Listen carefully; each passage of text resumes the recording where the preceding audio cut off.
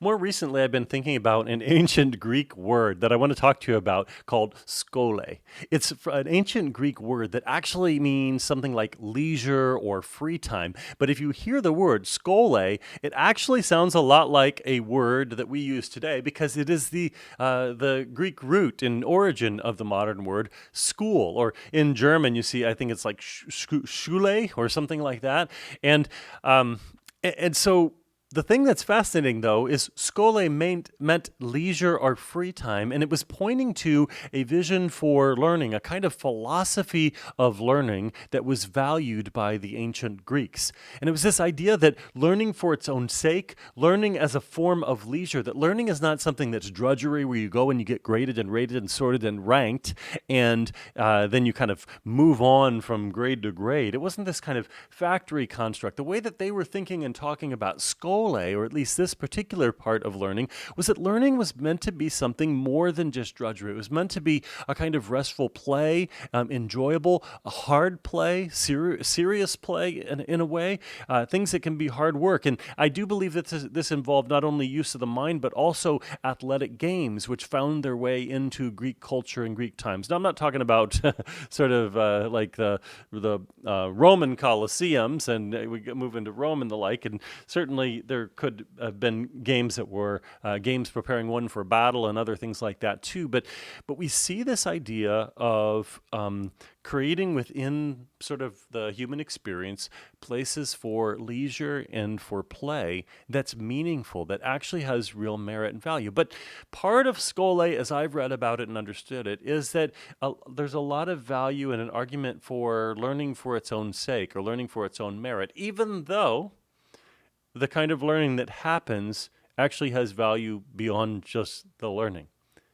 And yet the argument is don't let the outside goal just sort of overtake things so that it becomes overly defined that your goal is to learn this so that you can go do this other thing. You're just engaging in the learning, and you're developing and growing and learning and enjoying it, discovering things that are good and true and beautiful, and along the way you're cultivating some skills that happen to have some real merit and value in other places. You're cultivating virtues and character traits that have some real merit and value in the workplace and your family and the like. But again, it's not just for that. It's not just not kind of teaching to the test where this is what I want you to be able to do later, and therefore I'm going to design everything to systematically get you one step at a time closer to that. Now, I'm not arguing that there's not a place for that. There is a place for that kind of formal and structured learning, and we have in our schools today.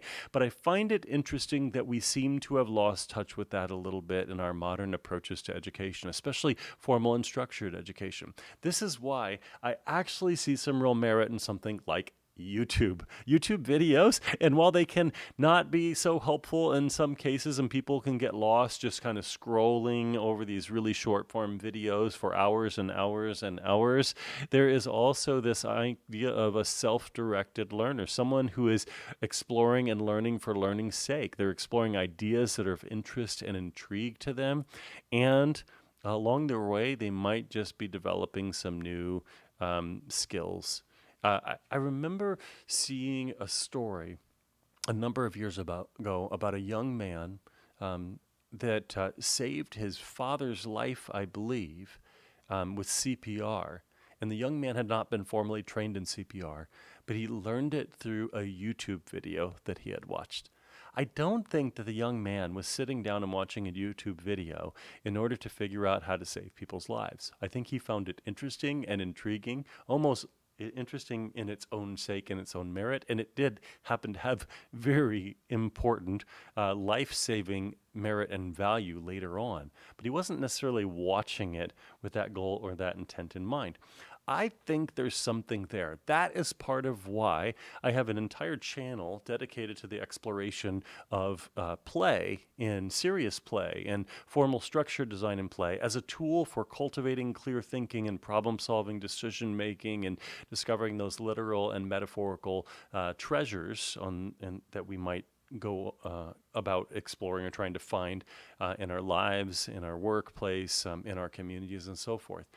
And I will suggest that maybe, just maybe, one of the paths to getting those greater outcomes is to think less about the outcomes and more just about the play and the learning and enjoying it.